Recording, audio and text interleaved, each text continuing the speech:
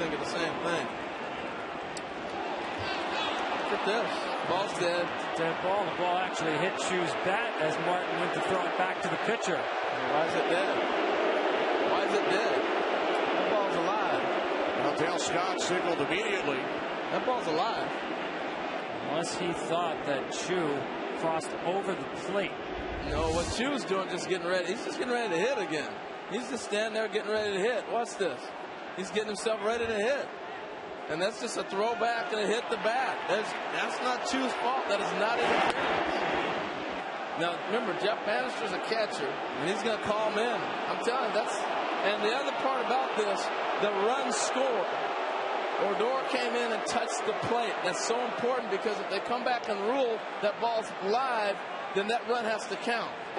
See, clearly, Chu was in the batter's box. Look, it's no different. In my mind, I could be totally wrong, but I don't think I am here. It's no different than if Russell Martin throws the ball down and the pitcher hits off the glove and he drops it. Or if he threw it and it hit off the back of his bat, he's got to score. And here he scores. That's a run score. I think that's the right call. I do too. It's incidental contact. And it's no different than if he threw the ball any other place. He just happened to hit the bat, and Chu did not intentionally interfere, and they are going crazy. It is not a reviewable play. It's a judgment go to replay. call. It's a judgment call. And now somebody's been ejected from the Blue Jays dugout. That's Brett Cecil right there. I'm not sure he was the one who was ejected, but he certainly is carrying on as if he were.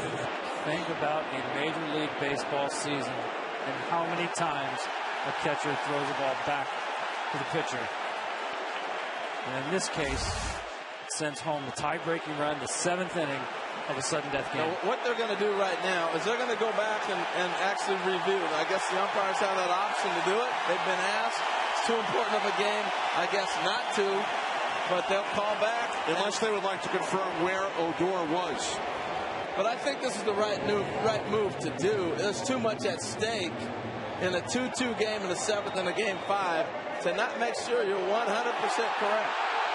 If the batter interferes with the catcher, the plate umpire shall call interference. The batter is out and the ball is dead. No player may advance on such interference, but as we saw on the replays, that was not the case. By the time Dale Scott had called time, Odor was already on his way to the plate. He's going to go and explain to Mr. Gibbons what's going on, too. So here's manager John Gibbons looking for an explanation from Dale Scott. I don't think this... And if Odor's in his natural motion and movements, since Chu, and he's not intentionally interfering, you can't say there was any foul on his part. Batter's box. His feet were in the box. Game's under protest. That's what Dale Scott just called.